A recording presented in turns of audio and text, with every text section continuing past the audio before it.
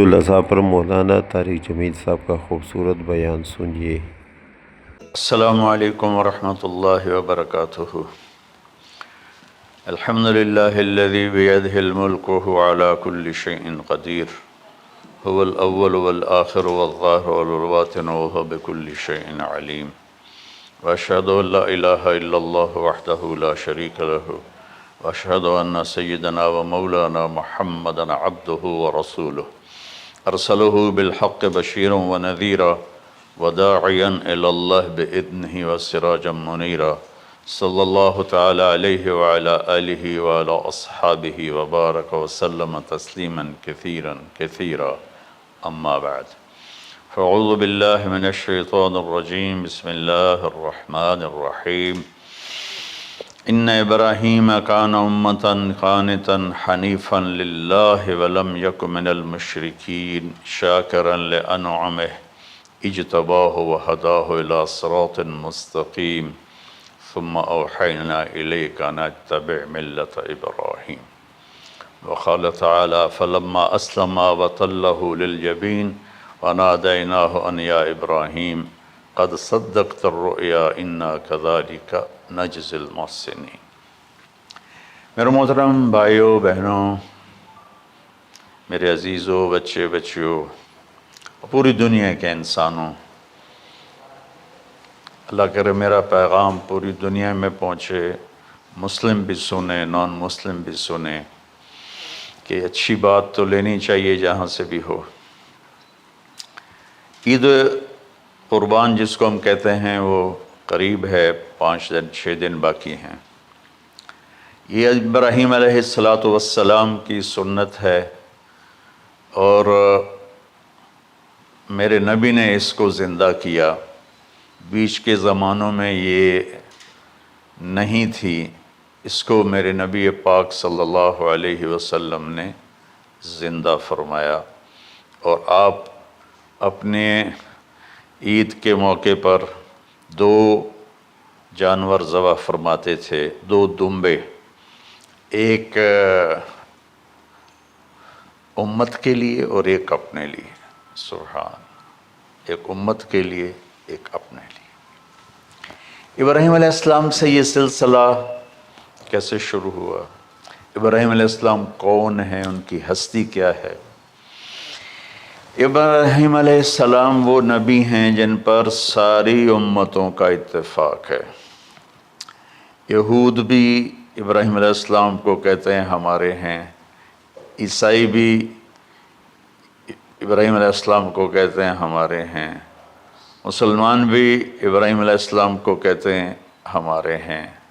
آگے پھر یہود موسیٰ علیہ السلام پر رک جاتے ہیں اور عیسیٰ علیہ السلام کا انکار کرتے ہیں، عیسائی عیسیٰ علیہ السلام پر رک جاتے ہیں اور محمد مصطفیٰ صلی اللہ علیہ وسلم کا انکار کرتے ہیں۔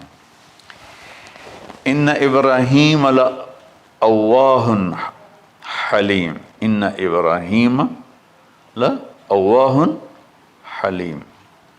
ابراہیم بہت مہربان، رونے دھونے والے تھے، اور ابراہیم کا مطلب بھی ہے مہربان باپ، مہربان باپ۔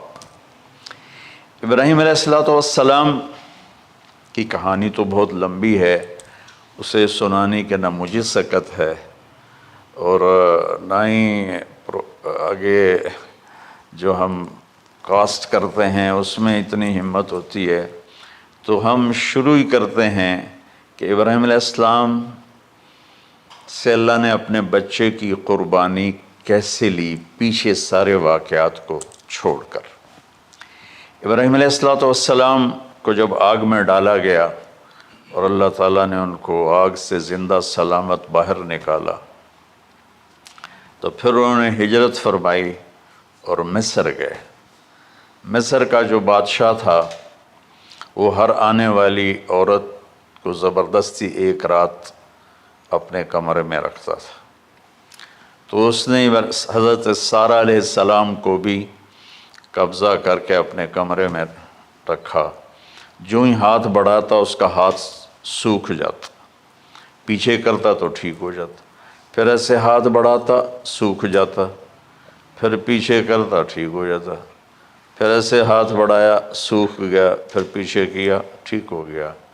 تو اس نے کہا یہ تو کوئی اور ہی بات ہے، تو اس نے اپنی بیٹی حضرت ہاجرہ وہ ان ابراہیم علیہ السلام کے نکاح میں دے دی۔ ابراہیم علیہ السلام اس وقت 70 سے اوپر جا چکے تھے اور حضرت ہاجرہ 22 سال کی تھی۔ یہ 3 افراد کا قافلہ ہجرت کر کے فلسطین پہنچا، اور ابراہیم علیہ السلام کی عمر گزر گئی۔ رب ہب لی من الصالحین، یا اللہ کوئی نیک بچہ دے، یا اللہ کوئی نیک بچہ دے۔ اولاد کا نیک ہونا ضروری ہے، ڈاکٹر بنے، انجینئر بنے، عالم بنے، مفتی بنے، ان میں سے کوئی چیز ضروری نہیں، اولاد کا نیک ہونا ضروری ہے، اور اس کے لیے والدین کو ٹائم دینا پڑے گا، والدین کو محبت دینی پڑے گی، والدین کو گود دینی پڑے گی، والدین کو شفقت دینی پڑے گی، ورنہ اولاد اور ماں باپ 2 کنارے بن جائیں گے۔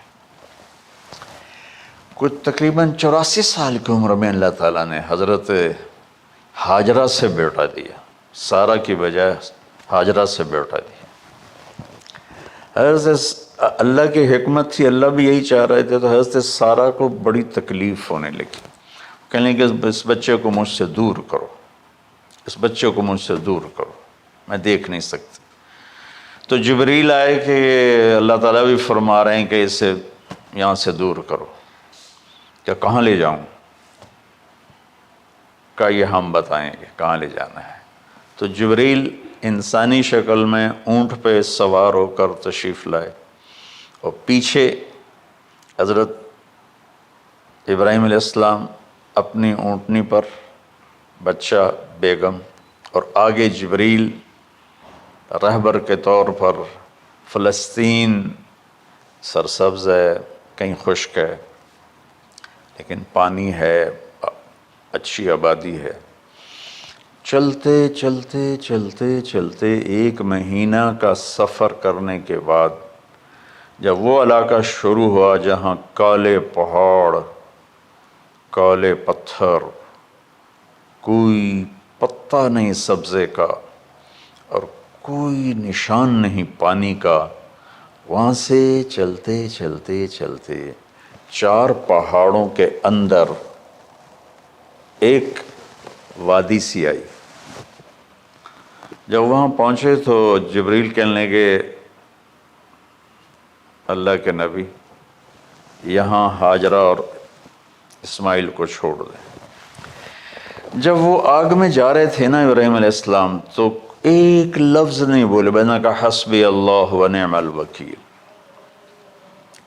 لیکن جب جبریل نے کہا یہاں چھوڑ دیں تو ایک دم بولے یہاں کیسے چھوڑ دوں، یہاں تو کچھ بھی نہیں ہے، یہ کیسے رہیں گے؟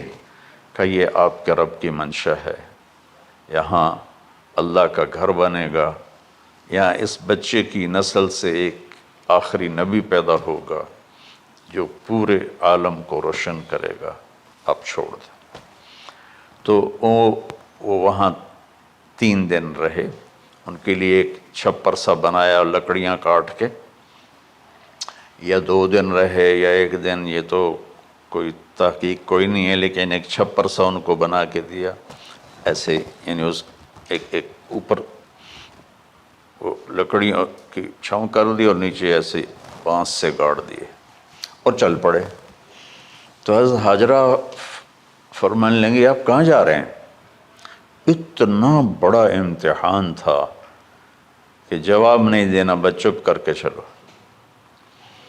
انہوں نے پھر پوچھا آپ مجھے چھوڑ کے کیوں جا رہے ہیں؟ آگے سے خاموشی۔ چلتے چلتے 3 میل تک وہ اس طرح چلی۔ جب وہ کدئی پہنچیں تو اس وقت ان کو خیال آیا یہ اللہ کے نبی ہیں، کہیں ان کو اللہ نے نہ کہا ہو۔ تو ان کا اللہ امرک، کیا آپ کو اللہ نے کہا کہ مجھے چھوڑ دیں؟ کہنے لگے ہاں، یوں کیا۔ ایک دم ایک نئی ہاجرہ نے جنم لیا، کہ اذن، یوں گردن، اذن لن یضیعنا اللہ، جاؤ پھر میرا اللہ مجھے ضائع نہیں کرے گا۔ ابراہیم علیہ السلام بوجھل دل کے ساتھ پیدل چل رہے تھے دونوں میاں بیوی، اونٹنی پہ سوار ہوئے، اور وہ اپنے بچے کو گود میں لے کر ایسے کھڑی ان کو دیکھ رہے تھے۔ یہ کوئی مہینے کے لیے نہیں جا رہے تھے، پتہ نہیں ہے کب واپس آئیں۔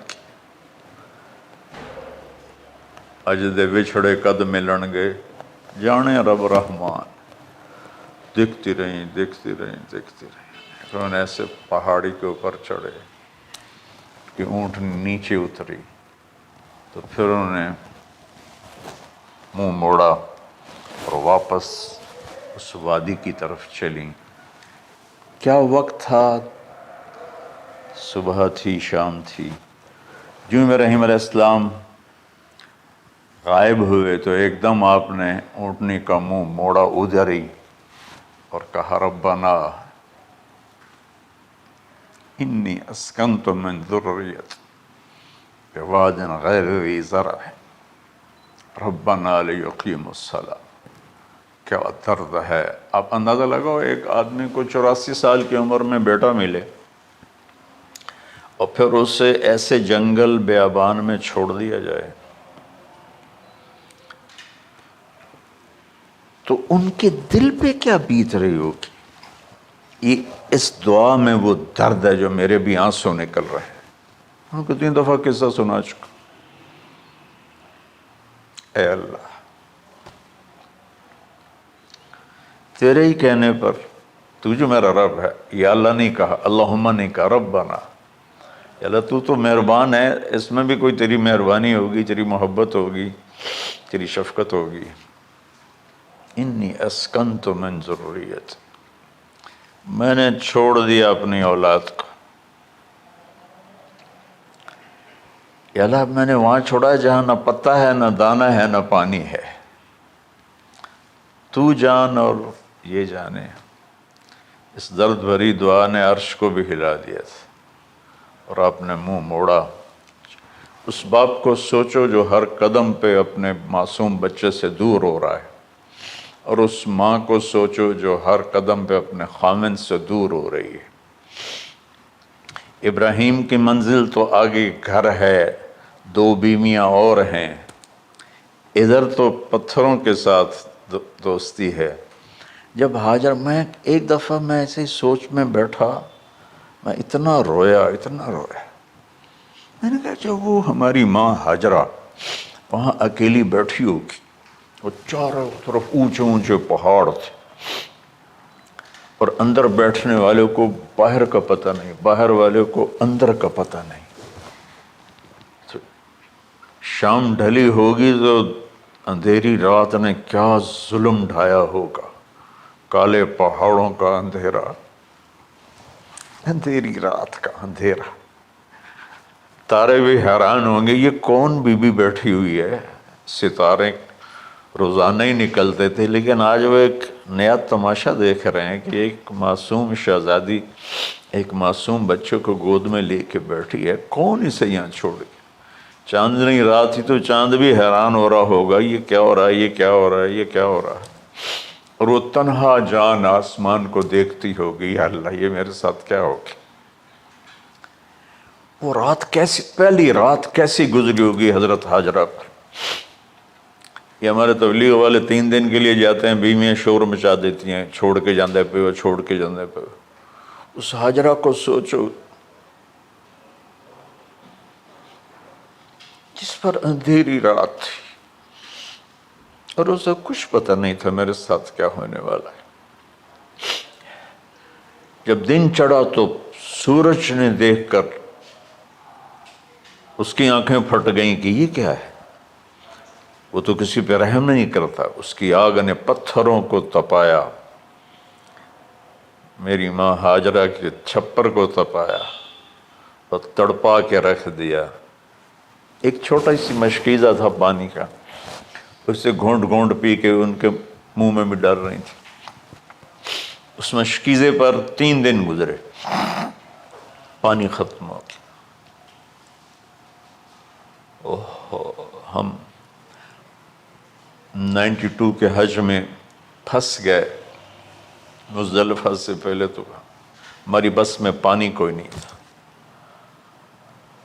جو اس وقت ہمارا حال ہو، ہمیں پتہ تھا 2-4 گھنٹے کے بعد پانی ہے، لیکن جو اس وقت بچے بھی تھے، چیخ و پکار تھی. ہاجرہ کی چیخیں کون سن رہا تھا؟ اور ادھر اسماعیل کی دھاڑ شروع ہو گئی، پیاس کی وجہ سے، بھوک کی وجہ سے. بے بس ماں دیکھ رہی ہے، میں کیا کروں؟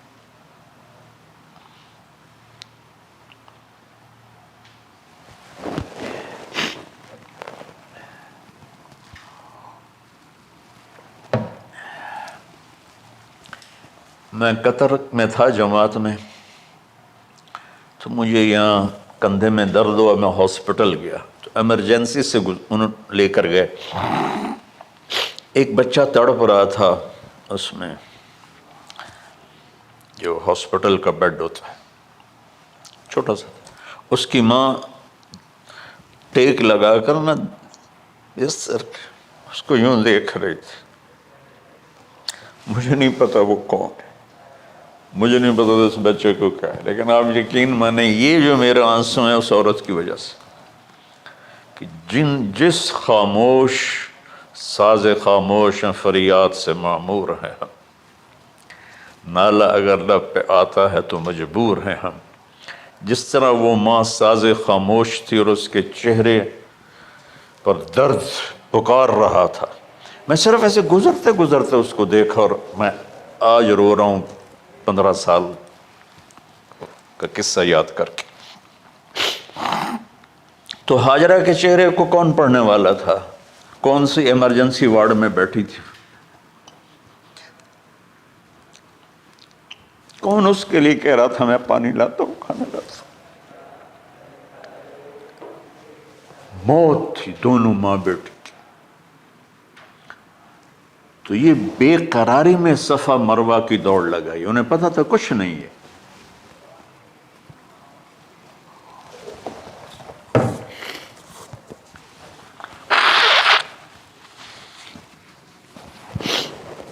انہیں معلوم تھا کچھ نہیں ہے، لیکن وہ اس کو تڑپتے دیکھ نہیں پا رہے. وہ بھاگیں، صفا پہ چڑھی، ادھر دیکھ ادھر دیکھ، ابھا دیکھاں لمحہ دیکھاں، ڈٹھی دل کو دیواں ٹیکاں، سجن مل سم کے مر پوساں. یہ ہماری سرائکی کا شاعری ہے. مشرق دیکھتے ہوں، مغرب دیکھتے ہوں، دائیں بائیں دیکھتے ہوں، کوئی ہے میری فریاد سننے والا. یہ حالت تھی اس وقت اسماعیل کی. نیچے اتری جہاں وہ ٹیوب لائٹس آتی ہیں، وہاں وہ نیچے ہو گئے اور بچہ غائب ہو گیا. تو دوڑ لگاتے. مصر کی شہزادی اور مکے کے نوکدار پتھروں کے اوپر دوڑ رہی تھی. جب بچہ نظر آیا پھر آہستہ ہو گئی، پھر مروہ پہ چڑھی، پھر صفا پہ چڑھی، پھر مروہ پہ چڑھی، پھر صفا. مجھے لگتا ہے صفا مروہ بھی رو رہے ہوں گے اس وقت، اور مکے کے پہاڑ بھی رو رہے ہوں گے. سورج بھی اس وقت رو رہا ہوگا. آخر وہ مروہ پہ تھک کے گر گئیں. یہ نہیں کہ انہیں 7 چکر لگانے تھے، 7ویں چکر کے بعد ان کی ہمت جواب دے گئی. وہ گر گئیں اور ان کا جینا چاہا کہ میں بچے کو اپنے سامنے مرتا دیکھوں، اس لیے وہیں گر گئیں کہ میں اتھے مر جاؤں اتھے مر جاؤں. پھر ایسے حسرت بھری نظروں سے یوں دیکھا مر گیا کہ نہیں، تو وہاں ایک آدمی کھڑا تھا. پھر مردہ جسم میں پھر جان آ گئی. پھر انہوں نے اپنے آپ کو اٹھایا اور دوڑ لگائی. پہنچی تو آدمی غائب تھا اور پیڑیوں سے پانی نکل رہا تھا. اتنے چکر کیوں لگوائے، پہلے ہی نکال دیتا۔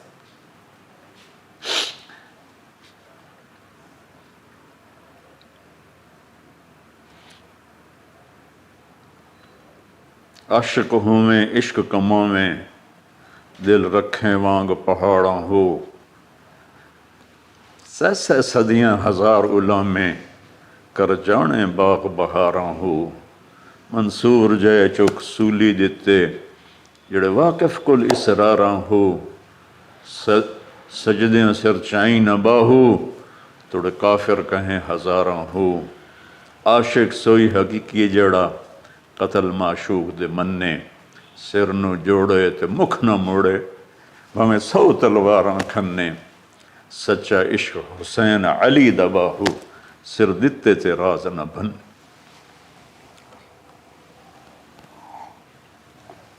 کوئی ابراہیم کا گلہ نہیں، شکوہ نہیں۔ یہ 7 چکر اور تڑپ اور درد، اس کے بعد پانی کیوں نکالا، پہلے کیوں نہیں نکالا؟ کہ عشق کا راستہ یہ ہے۔ میرے گھر کے راستے میں کوئی کہکشاں نہیں ہے، راستہ عشق اشقا سے۔ اشقا کہتے ہیں آکاس بیل جو درخت کو چمڑ جاتی پیلی، تو وہ درخت اس کا ایسا عاشق ہوتا ہے، سب کچھ اس کو کھلا کے خود خوش ہو کے جل کے بالن بن جاتا ہے۔ اس سے اشقا ہے کہ عشق ایسی چیز ہے، عشق تے آتش ڈوہیں برابر، اتے عشق دا تاؤ تکھیڑا، آتش ساڑے کخت کا نیرا، عشق ساڑے دل جڑا۔ خواجہ غلام فرید صاحب کی شاعری سنا رہا ہوں کہ عشق میں بھی آگ ہے اور لکڑی میں بھی آگ ہے۔ لکڑی کی آگ خس و خاشاک کو جلاتی ہے، اور عشق کی آگ دل کو جلا کے برباد کر دیتی ہے۔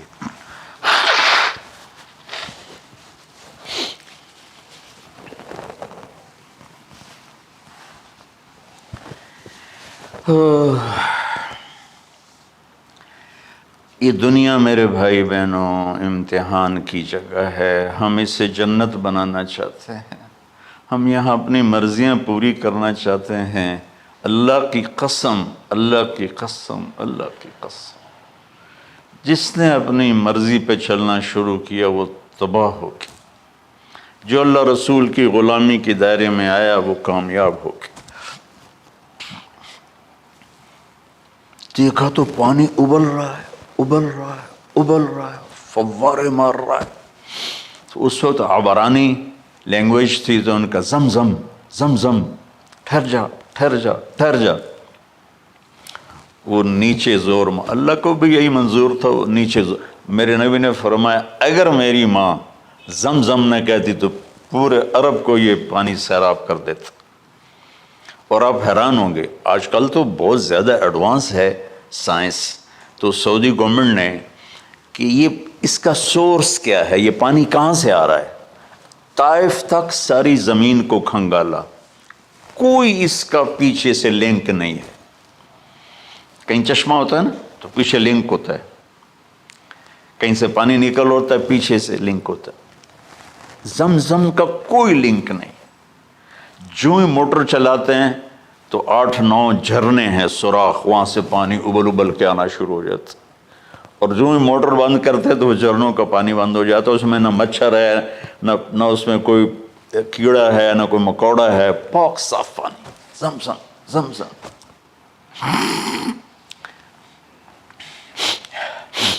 جتنا اونچا بنانا ہو بلڈنگ اتنی گہری بنیاد۔ اس ماں بیٹے سے محمد مصطفیٰ نے آنا ہے تو پھر بنیاد تو گہری ہوگی نا، ایسے تو نہیں ہے نا۔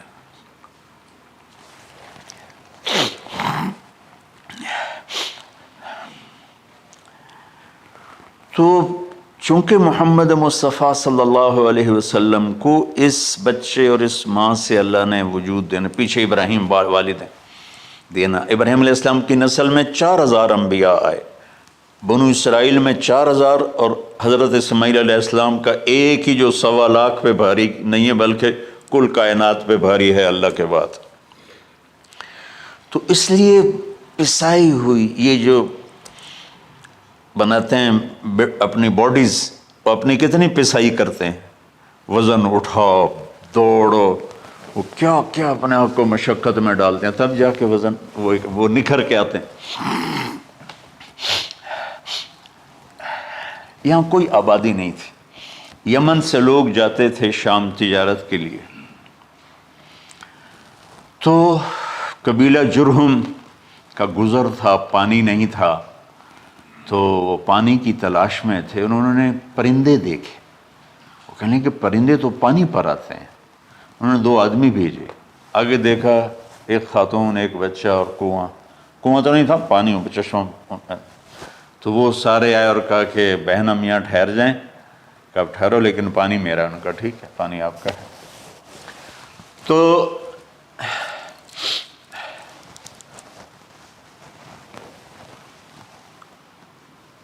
ایک سال کے بعد اجازت ملی، جاؤ مل کے آؤ، مل کے آؤ۔ جس گھاٹی سے ابراہیم کو جدا کیا تھا اس پر کتنی دفعہ حضرت ہاجرہ کی نظر پڑتی ہوگی،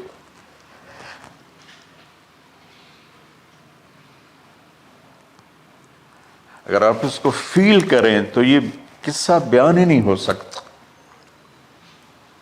بس رونا ہی پڑے گا۔ اور خاص طور پر آج کے دور میں جب کوئی اللہ کو کی ماننے کے لیے تیار ہی نہیں ہے، کوئی جہنم سے ڈرنے کے لیے تیار نہیں، کوئی جنت کی طلبگار نہیں۔ 1 سال کے بعد اونٹنی کا سر نظر آیا تو دل اچھل کے آسمان کو جا لگا کہ میری آنکھوں کی ٹھنڈک آ گئی، میرے سر کا سایہ آ گیا، میرے بیٹے کی چھاؤں آیا۔ وہ اونٹنی بٹھائی، کہا تشریف لائیے، کہنے لگے اترنے کا حکم نہیں ہے، صرف ملاقات۔ نہ آتے صبر آیا ہوا تھا، صبر توڑ کے پھر جا رہے ہیں، تو اف نہیں کی آہ نہ کر لبوں کو سی، زخم پہ زخم کھا کے جی، اپنے جگر کا لہو پی، آہ نہ کر لبوں کو سی، عشق ہے دل لگی نہیں، سینے پہ تیر کھائے جا، آگے قدم بڑھائے جا، یعنی زبان حال سے کہہ دے اس کے ہاں ستائے جا۔ کوئی شکوہ گلہ نہیں ہے، یہ کیا ملنا ہے، نہ آتے وہیں بیٹھے رہتے۔ کہنے لگے اچھا بچہ گود میں دے دو، سینے سے لگا پیار کی، بہتے آنسو بچے کے رخسار پہ گرے، بچوں کو پتہ نہیں کون ہے۔ کہنے لگی اجازت ہے آپ کا سر دھو دوں، منہ دھو دوں، پاؤں دھو دوں، ہاتھ دھو دوں، یہ پانی پاک ملا ہے، ٹھیک ہے واپس۔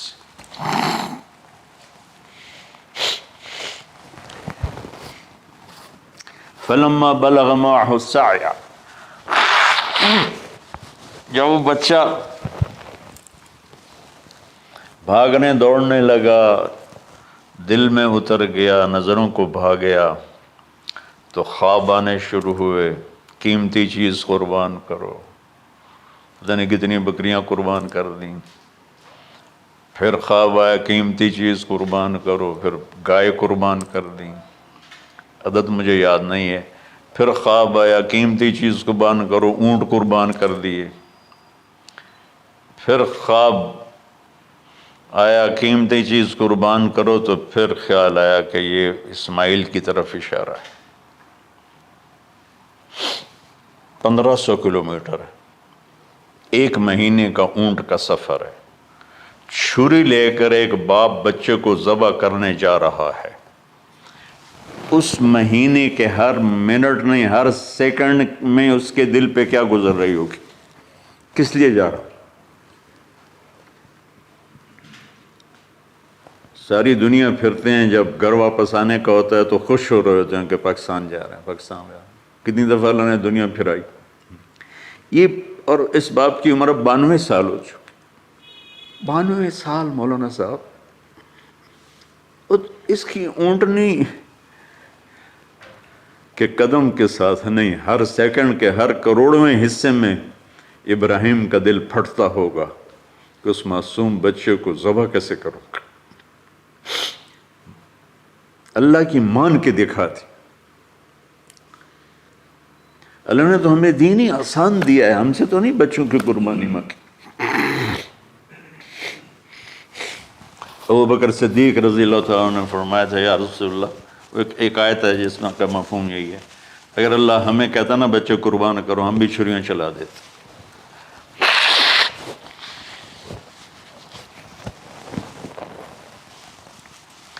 تو میں اس تصور میں جب ڈوبتا ہوں میں رونا شروع کر دیتا۔ عاصم کا بازو ٹوٹا، 6 سال کا تھا، اس کو جوڑ رہے تھے تو اس کی چیخیں نکل نہیں تھی، میں باہر نکل گیا، مجھ سے چیخیں سنی نہیں گئی، حالانکہ وہ اس کا علاج کرنے کے لیے کر رہے تھے۔ اور یہ 92 سال کی ہستی بڑھاپے میں 1 مہینے کی اذیت برداشت کرتے ہوئے جا رہے ہیں کہ بیٹا ذبح کرنا ہے، بیٹا ذبح کرنا ہے، بیٹا ذبح کرنا ہے۔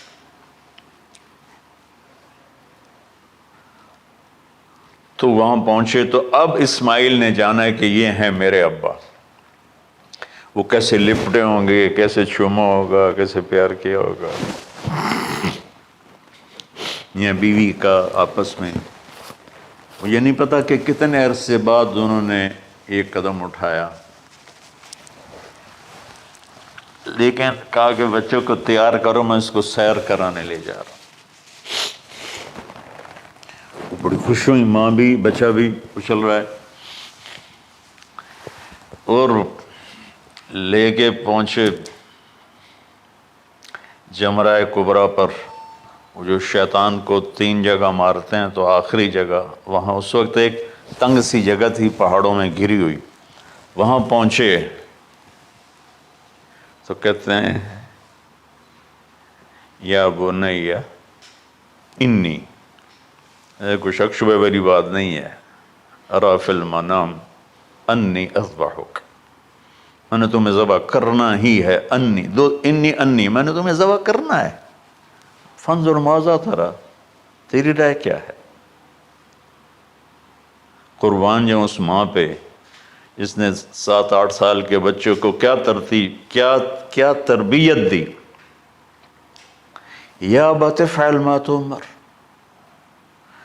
یعنی یا ابت افعل، بیچ میں کوئی حرف نہیں، کوئی عطف نہیں، یا ابت افعل بما تؤمر ستجدنی انشاء اللہ من الصابرین۔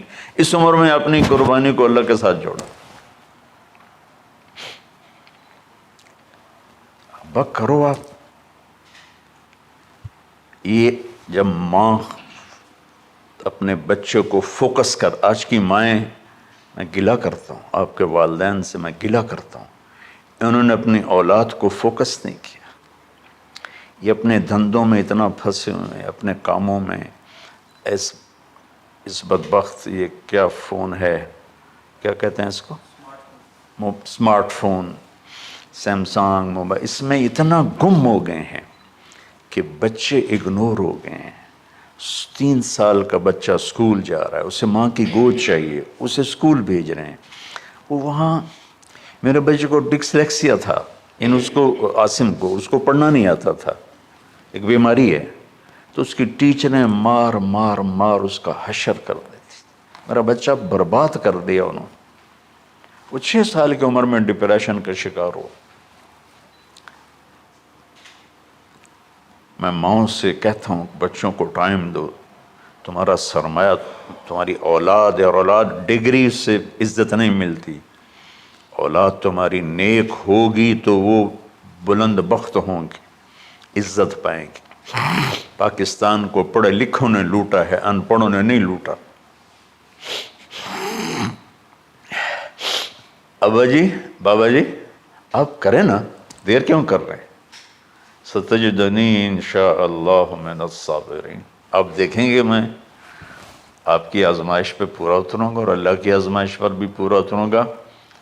پھر معصوم ذہن ادھر چلا گیا ماں کی طرف، کہنے لگے ہاں یہ بات تو ہے کہ میری ماں کو بڑی تکلیف ہوگی، تو اس لیے نا اپنا کرتا اتارا، کہا بابا جی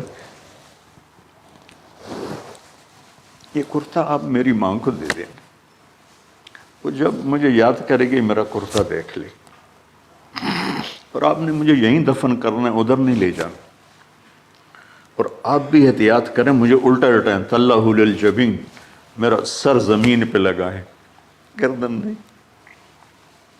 تاکہ آپ کو تکلیف نہ ہو مجھے دیکھ کر۔ اب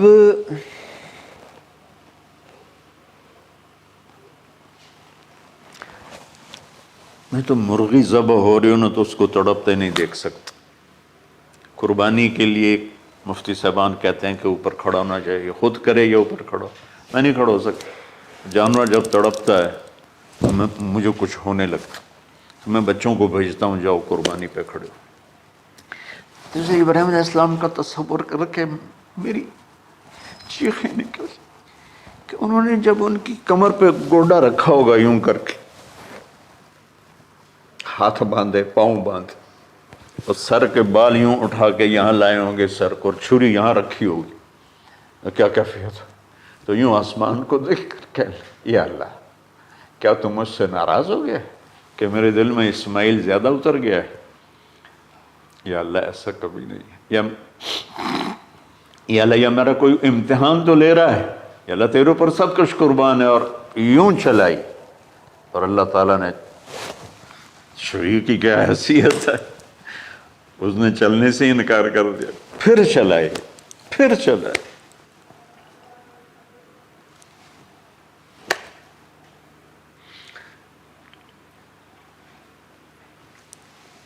بعضی کتابوں میں ہے تو صحیح، لیکن روایت کی کتنی حیثیت ہو تو مجھے نہیں پتا، لیکن چونکہ یہ ایک تاریخی چیز ہے کہی جا سکتی ہے۔ کہتے ہیں پھر گئے اور چھری کو تیز کیا پتھر پر، تیز کر کے جب آئے نا اور بال پکڑے، آسمان کے فرشتے 2 دفعہ روئے ہیں انسانی تاریخ میں، آسمان کے فرشتے 2 دفعہ روئے ہیں انسانی تاریخ میں۔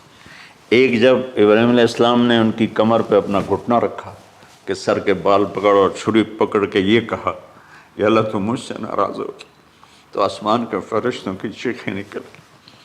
اور ایک جب اللہ کے نبی کو طائف میں پتھر پڑے کہ اللہ من یشکو الیک ضعف قوتی، تو آسمان کے فرشتوں کی چیخیں نکل گئی جب ہمارے نبی کو طائف والوں نے مارا اس پر۔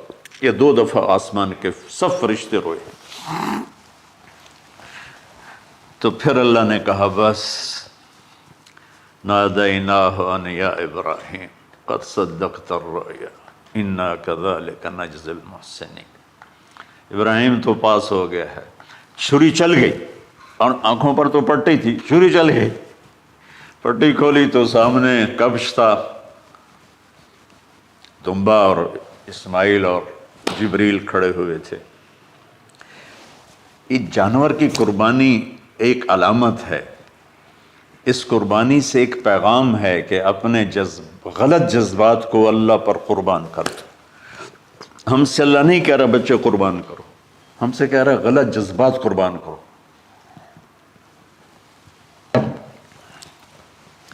ہم سے اللہ کہہ رہا ہے اپنے جذبات کو دبا دو جو تمہیں اللہ اس کے رسول سے دور کرتے ہیں، ان پر چھری چلاؤ۔ جو اللہ اس کا محبوب کہتا ہے ان کو کرنے کے لیے بھی اپنے جذبات پہ چھری چلاؤ۔ سچ بولنے کے لیے چھری چلانی ہے تو چلاؤ اپنے جذبوں پر، اب اس کو پھیلا دو۔ ساری شریعت میں اللہ نے جو احل حلالا، جو اس نے کہا ہے یہ کرنا ہے اس کے لیے اپنے جذبات قربان کر دو، وحرم حراما، اور جو کہتا ہے نہیں کرنا اس کو چھوڑنے کے لیے اپنے جذبات قربان کر دو۔ تو یہ ہے قربانی کی اصل حقیقت۔ جانور دمبے ذبح کرنا تو اس کی ایک علامت ہے، اس کی ایک علامت ہے کہ ہم میرے نبی نے حج پر 63 اونٹ ذبح کی، اپنے ہاتھ سے ذبح کی، باقی 37 حضرت علی رضی اللہ تعالیٰ علیہ السلام نے ذبح کیے۔ تو بھائیو، قربانی کی اصل یہ ہے کہ ہم اللہ اس کے رسول پر اپنے جذبوں کو قربان کر رہے ہیں، اپنے جذبوں کو قربان کر رہے ہیں۔ مولانا ابوالکلام آزاد رحمۃ اللہ علیہ کا میں مضمون پڑھ رہا تھا اسی قربانی پر، تو انہوں نے فرمایا، انہوں نے لکھا، وہ خطابت اور قلم کے تو بادشاہ تھے، واقعی وہ ابوالکلام تھے۔ انہوں نے لکھا کہ اللہ نے چھری کے لیے چلنا طے کیا ہوا تھا، اللہ نے چھری کے لیے چلنا طے کیا ہوا تھا۔ جب اسماعیل کو لٹایا گیا تو اسماعیل کو کھینچ لیا، چھری کو روک دیا۔ جب میرے نبی کے والد کو حضرت عبد المطلب جب زمزم کا کنواں کھود رہے تھے تو باپ بیٹا تھے، حارث اور عبد المطلب، تو تھک کر کے ایک دن کہنے لگے، یا اللہ اگر تو مجھے 10 بیٹے دے گا نا تو میں ایک تیرے نام پہ قربان کروں گا۔ اللہ نے 15 دے دیے۔ جب وہ سارے جوان ہو گئے تو ان کو اکٹھا کیا، بچوں میں نے تو منت مانی تھی۔ تو انہوں نے کہا، ابا جان آپ جس پہ ہاتھ رکھیں گے ہم تیار ہیں، کیا اطاعت ہے۔ تو کہنے لگے نہیں، میں قرعہ ڈالوں گا، جو اس زمانے کا طریقہ تھا وہ تیروں کے ساتھ۔ تو حضرت عبداللہ کا قرعہ نکل آیا۔ حضرت عبداللہ سب سے زیادہ محبوب، تو انہوں نے ہاتھ پکڑا، چھرا اٹھایا۔ عمر بن عاص رضی اللہ عنہ کے والد عاص بن وائل ایک بہت بڑا کام کر گئے، وہ سامنے آ کے کھڑا ہو گیا، کہنے لگا یہ کام نہیں ہوگا۔ انہوں نے کہا یہ سردار کا بول ہے، کہا آگے بھی سردار کھڑا ہوا ہے، میں یہ ظلم نہیں ہونے دوں گا۔ سارے مکے والے اس کے ساتھ ہو گئے، عبد المطلب اکیلے رہ گئے۔ انہوں نے کہا وہ جو ہے نا قطبہ کاہنہ نجران میں، وہ جو فیصلہ کرے گی یا عصفان میں وہ مانوں گا۔ کہا چلو۔ تو عصفان یا نجران گئے قریش مکہ کے سردار۔ تو اس کاہنہ عورت، جیسے آج اس زمانے کی جج ہوتی تھی، مرد بھی عورت میں، اس نے کہا کہ تم لوگ قتل کا معاوضہ کیا لیتے ہو؟ کہ 10 اونٹ۔ کہ اچھا ایسا کرو، ایک تیر پہ لکھو عبداللہ اور ایک پہ لکھو 10 اونٹ اور قرعہ ڈالو۔ اگر اونٹوں کا قرعہ نکل آئے تو جتنے اونٹ لکھے ہیں وہ ذبح کر کے عبداللہ کو چھوڑ دو، اور اگر عبداللہ کا نام نکلے تو ہر دفعہ 10 اونٹ بڑھا دو۔ تو وہ سارے بڑے خوش ہو گئے۔ تو عبد المطلب نے احتیاطاً 100 اونٹ پہلے کھڑے کر لیے صفا کے ساتھ، اور حرم شریف میں اکٹھے ہو گئے، اور وہ جو تیروں سے کرتے تھے تو الانصاب غالباً اس کو کہتے ہیں، ایسا ہی ہے نا؟ ہاں۔ تو وہ 10 اونٹ عبداللہ، اس نے جو قرعہ اندازی میں علماء نے جو پھینکا تو نکلا عبداللہ۔ تو وہ 10 اونٹ اس نے پہلے الگ کھڑے کیے تھے تو 20 کر دیے، پھر قرعہ ڈالا تو عبداللہ، پھر 10 اور کر کے 30 کر دیے، پھر قرعہ ڈالا تو عبداللہ، پھر 10 اور کی تو 40 ہو گئے، پھر قرعہ ڈالا تو عبداللہ تو 50 ہو گئے، پھر قرعہ ڈالا تو عبداللہ تو 60 ہو گئے۔ مکے والوں کی آنکھیں پھٹنے لگی، پسینے آنے لگے۔ پھر قرعہ ڈالا عبداللہ تو 70 ہو گئے، 80 ہو گئے، 90 جب ہوئے تو سب کی آنکھیں باہر نکل آئیں کہ اب پیچھے تو اونٹ ہی ختم ہو گئے۔ تو پھر قرعہ ڈالا 100 پر تو نکلا 100 اونٹ۔ تو سب نے نعرے لگائے، تو عبد المطلب کہنے لگے نہیں میں ایک دفعہ اور کروں گا، کیا تو پھر 100 اونٹ، پھر سب نے نعرے لگائے کہ نہیں میں ایک دفعہ اور کروں گا، پھر کیا تو 100 اونٹ۔ تو پھر عبد المطلب نے حضرت عبداللہ کو آزاد کیا، 100 اونٹ خود ذبح کیے۔ تو ابوالکلام آزاد رحمۃ اللہ علیہ فرماتے ہیں دوسری دفعہ وہ چھری چلنے لگی حضرت عبداللہ پر۔ ایک واقعہ بھی اس کے ساتھ عجیب ہے۔ آپ بازار میں جا رہے تھے حضرت عبداللہ، تو سامنے سے ایک پہلی کتابوں کی عالم عورت آ گئی۔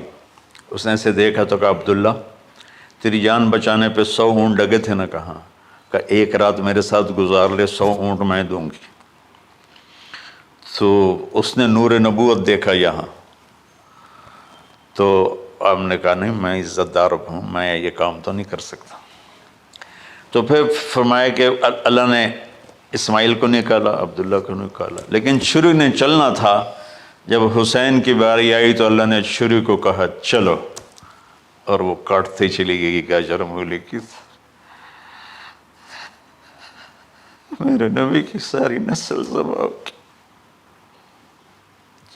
کتنا کہا اذکرکم فی اہل بیت، اذکرکم فی اہل بیت، اذکرکم فی اہل بیت۔ صرف 60 سال بعد امت نے 89 سمیت 72 انسان ذبح کر دی، کہ جنازے بھی نہ پڑھنے تھے۔ اقبال نے کہا تھا نا قتل حسین اصل میں مرگ یزید ہے، اسلام زندہ ہوتا ہے ہر کربلا کے بعد۔ اللہ سے محبت کرو، اللہ کے نبی سے محبت کرو، اللہ کے نبی کے گھرانے سے محبت کرو، اللہ کے نبی کے صحابہ سے محبت کرو، اللہ کے نیک بندوں سے محبت کرو۔ عید قربان کا فلسفہ ہے اللہ اس کے رسول کی اطاعت پہ قربان ہو جانا۔ عید قربان کا فلسفہ ہے اللہ اس کے رسول کی اطاعت میں اپنے جذبات پہ چھری چلا دینا۔ عید قربان کا فلسفہ ہے اللہ اس کے رسول کی اطاعت کے سامنے گردن کو جھکا دینا، اور اس کے لیے جس بھی کڑے امتحان سے گزرنا۔ ہم اللہ نہ کرے ہم امتحان نہیں مانگتے، یا اللہ نہیں مانگتے، یا اللہ نہیں مانگتے، عافیت مانگ، عافیت مانگ۔ تو میرے بھائی بہنوں، ہم اللہ کی بارگاہ میں جھکے، ہم اللہ کی بارگاہ میں جھکے، اس کے رسول کی بارگاہ میں جھکے، تاکہ ہمارا یہ جہان بنے وہ جہان بنے۔